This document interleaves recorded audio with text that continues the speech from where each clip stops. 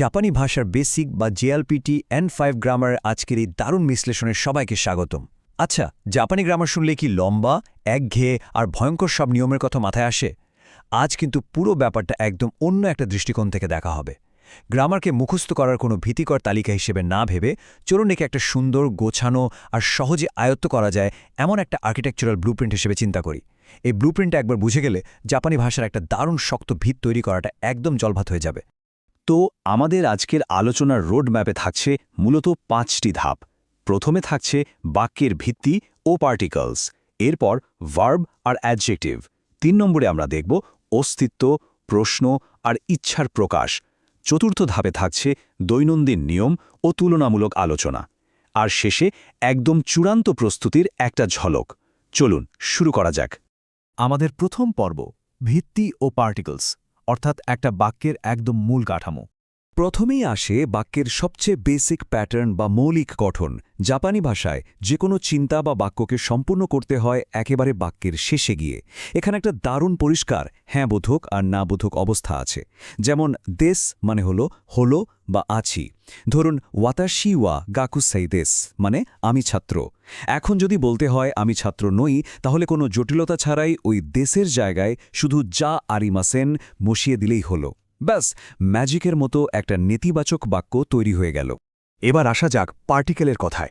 এগুলোকে কিন্তু বাক্যের প্রাণ বা আঠা বলা যায়, যা সব শব্দকে একসাথে ধরে রাখে। এগুলোকে কোনো কঠিন বাধা না ভেবে রাস্তার দিক নির্দেশনামূলক সাইনবোর্ড হিসাবে চিন্তা করলে কেমন হয়?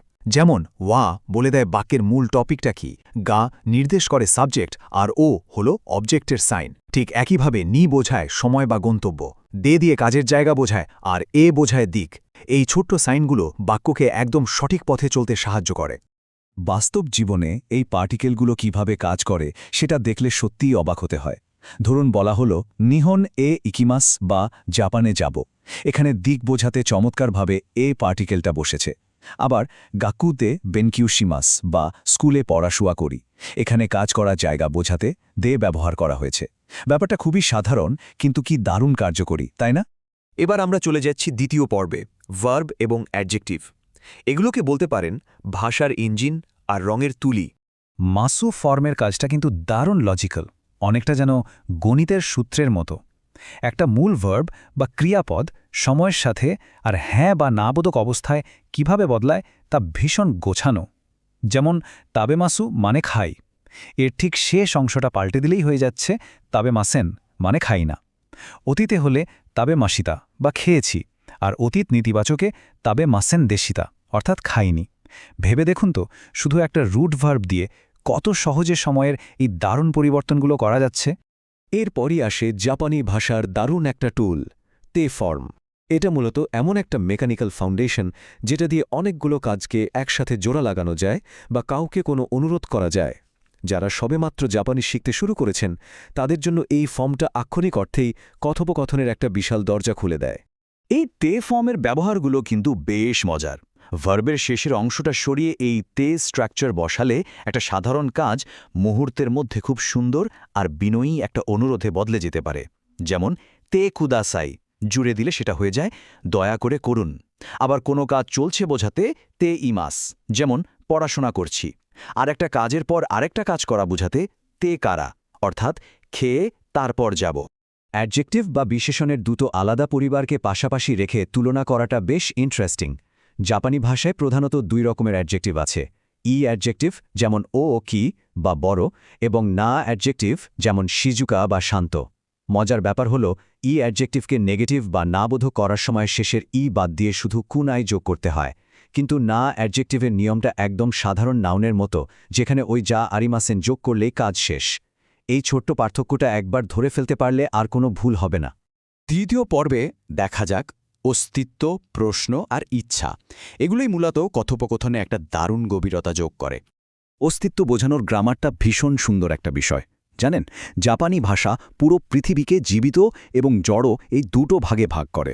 জড় বস্তু বা যার প্রাণ নেই তার অস্তিত্ব বোঝাতে ব্যবহৃত হয় আরিমাস, যেমন বই আছে বা হনগা আরিমাসু।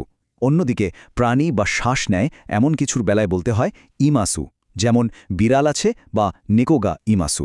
সত্যি বলতে ভাষার এই সূক্ষ্ম পার্থক্যটাই এর আসল সৌন্দর্য। আর প্রশ্ন করার ব্যাপারটা জাপানি ভাষায় এটা সবচেয়ে সহজ। অন্যান্য ভাষার মতো এখানে ওয়ার্ড অর্ডার বা শব্দের ক্রম পাল্টানোর একদমই দরকার নেই। শুধু বাক্যের শেষে একটা ছোট্ট সাউন্ড কা যুক্ত করে দিলেই যে কোনো সাধারণ বাক্য সাথে সাথে প্রশ্নবোধক হয়ে যায়। এটা যেন একটা শ্রুতিমধুর প্রশ্নবোধক চিহ্ন। যেমন নিহনজিন দেশ মানে জাপানি নাগরিক, আর নিহনজিন দেশকা বললেই হয়ে গেল আপনি কি জাপানি। ইচ্ছা প্রকাশের বেলাও জাপানি ভাষার চমৎকার দুটো নিয়ম আছে। যদি কোনো কাজ করতে চাওয়ার কথা বলা হয় তখন ভার্বের সাথে তাই যোগ করতে হয়। যেমন জাপানে যেতে চাই বা নিহনে ইকিতাই দেশ। কিন্তু যদি কোনো বস্তু বা জিনিস পাওয়ার ইচ্ছা থাকে তখন ব্যবহার করতে হয় হোশিও হোশি। যেমন গাড়ি চাই বা কুরুমাগা হোশি দেশ। কাজ আর বস্তুর জন্য ইচ্ছার এই আলাদা প্রকাশটা আসলে বেশ রোমাঞ্চকর। ভাষার আসল মজা তো মানুষের সাথে কথা বলার মধ্যেই, তাই না? কাউকে আমন্ত্রণ জানানোর ক্ষেত্রে এই বাক্যগুলো দারুণ কাজে দেয়। ধরুন বলা হলো ঈশ্বনী ইকিমাসেনকা, এর মানে হলো একসাথে যাব নাকি? আর সবাই মিলে হৈ হৈ করে কোনো কাজ করতে চাইলে বলা যায় ইকিমাশো বা চলন যাই। নতুন বন্ধু তৈরি করতে বা উইকেন্ডের প্ল্যান করতে এই ছোট ছোট ফ্রেজগুলো কিন্তু একদম অপরিহার্য। আমরা চলে এসেছি চতুর্থ পর্বে, দৈনন্দিন নিয়ম ও তুলনা। যোগাযোগের একদম সূক্ষ্ম দিকগুলো নিয়ে এবার কথা হবে। ওই যে একটু আগে তে ফর্মের কথা বলেছিলাম, সেটা দৈনন্দিন জীবনের গুরুত্বপূর্ণ নিয়ম বা বাউন্ডারি সেট করতে কিভাবে কাজ করে সেটা দেখা যাক।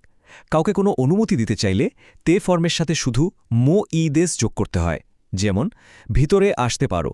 আর যদি শক্তভাবে নিষেধ করতে হয় তাহলে যোগ করতে হবে ওয়া ইকেমাসেন। যেমন এখানে ছবি তোলা মোটেও চলবে না। দুটো জিনিসের মধ্যে তুলনা করতে হলে ইয়োরি বা নো হোগা ভীষণ কাজে লাগে। ধরুন অন্য যে কোনো প্রাণীর চেয়ে বিড়াল বেশি পছন্দ, সেটা বোঝাতে এটা ব্যবহার করা যায়। আবার কোনো কিছুর কারণ ব্যাখ্যা করতে কারা বা নো দে ব্যবহৃত হয়। যেমন প্রচণ্ড বৃষ্টি হচ্ছে তাই ট্রিপটা বাতিল হলো। আর অতীতের কোনো দারুণ অভিজ্ঞতার কথা শেয়ার করতে চাইলে বলতে হয় তা কোতোগা আরিমাস। এই ছোট ছোট সংযোজনগুলো ভাষার আসল ফ্লেভার বা স্বাদ বহুগুণে বাড়িয়ে দেয়। যেমন একসাথে দুটো কাজ করা বোঝাতে নাগারা, কোনো কিছুর আগে বোঝাতে মায়েনি এবং পরে বোঝাতে আতদে। আর হ্যাঁ, যদি একদম নেটিভ বা স্থানীয়দের মতো সাবলীলভাবে কথা বলতে চান তবে বাক্যের শেষে নে, ইয়োনে বা কানারো মতো ক্যাজুয়াল এন্ডিংগুলো জুড়ে দিতে পারেন। এগুলো বইয়ের শক্ত ভাষাকে একদম জ্যান্ত আর প্রাকৃতিক করে তোলে। আমাদের শেষ পর্ব, চূড়ান্ত প্রস্তুতি, N5 মাস্টার করার আসল চেকলিস্ট। এখানকার সবচেয়ে গুরুত্বপূর্ণ পয়েন্টটা হলো এই 6টি মূল ভিত্তি: হিরাগানা, কাতাকানা, বেসিক কাঞ্জি, পার্টিকেলস, টে ফর্ম এবং মাস ফর্ম। এই 6টা জিনিস যদি একেবারে নিজের আয়ত্তে নিয়ে আসা যায় তাহলে শুধু N5 পরীক্ষায় নয়, বরং ভবিষ্যতে জাপানি ভাষা শেখার গোটা যাত্রায় একটা পাথরের মতো শক্ত ভিত তৈরি হয়ে যাবে। এগুলোই হলো সেই জাদুকরী টুলকিট যা ভাষা শেখার জন্য সবচেয়ে বেশি জরুরি। একদম শেষে এসে চমৎকার একটা প্রশ্ন রেখে যেতে চাই। এই অল্প কয়েকটা বেসিক ফাউন্ডেশনের ওপর দাঁড়িয়ে ঠিক কতগুলো নতুন বাক্য তৈরি করা সম্ভব বলে মনে হয়? উত্তরটা হলো আক্ষরিক অর্থেই অসংখ্য। এই সদ্য পাওয়া গ্রামারের টুলকিটটা ব্যবহার করে নিজের মতো করে নতুন সব বাক্য তৈরি করা এখন আর কোনো ব্যাপারই না। তো এই জ্ঞানকে কাজে লাগিয়ে জাপানি বাক্য নির্মাণের চমৎকার যাত্রা শুরু হোক আজ থেকেই। শেখার এই পথ চলাস ভীষণ আনন্দময় হোক সবার জন্য।